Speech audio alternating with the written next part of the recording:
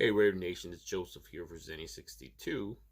So I want to talk a little bit about, it's going to be a couple days by the time you see this video, that the Raiders missed out on an opportunity to trade for Julio Jones. Now, was it really a missed opportunity, or conceivably they did not go after Julio Jones in a trade? Now, from the outside looking in, you would think it would be a no-brainer for a team like the Raiders that, for all intents and purposes, don't even have a number one wide receiver. They're hoping eventually that will be Henry Ruggs, but for the time being, they do not. The receiver with the most yardage happens to be their tight end, Darren Waller. Now, from the outside looking in, what the Falcons received for Julio Jones was a second-round pick in 2022 and a fourth-round pick in 2023. And again, you scratch your head and you're thinking, well, God, that's really not much to give up for an all-pro wide receiver, despite his age of 32, which for whatever reason it is old in the NFL because of the wear and tear on your body. He is coming off an injury, which kind of plagued the whole discussion about whether they're trading for him, but I think Matt's more of trying to create some value for a team that wants to trade for him and kind of downgrade his physical ability so they don't have to give up on number one. Well, it turns out they didn't have, and none of the teams had to give up on number one. Looking at back in March, prior to the draft, the Ravens were deep in discussions with Atlanta in getting Julio Jones. That fell apart once they drafted their receiver in the draft, obviously. Now, some of the teams that were looking to trade for him, one of them were the Raiders. But what I think would happen with the Raiders and many teams that were interested in Julio Jones is the cap restrictions.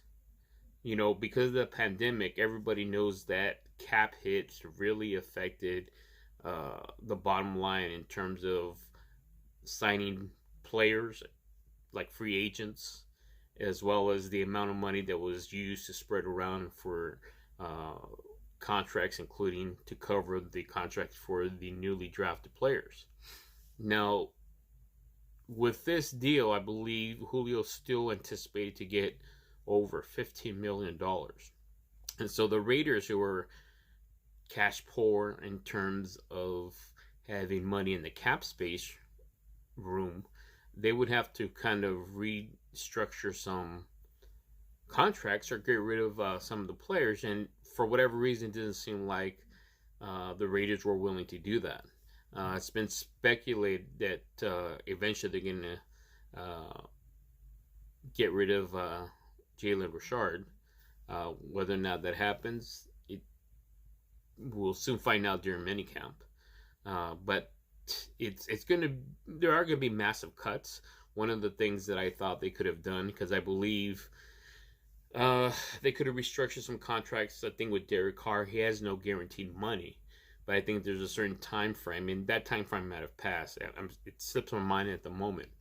I know for June had it passed, maybe June 1st, which obviously is June 7th, or going into June 8th today, that he would be vested into his original contract.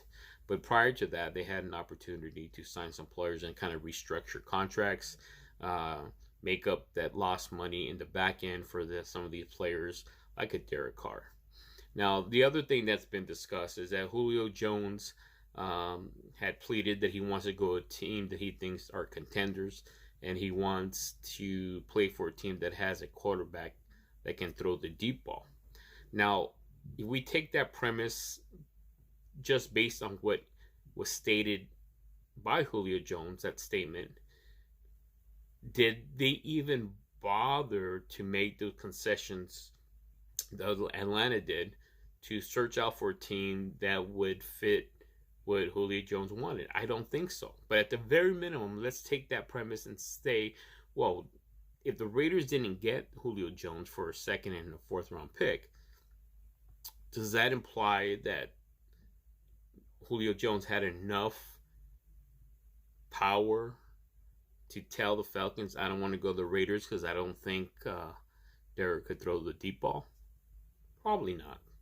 But it's something to consider when you think about some of the demands or requests that Julio Jones had with regards to any trades that would be made.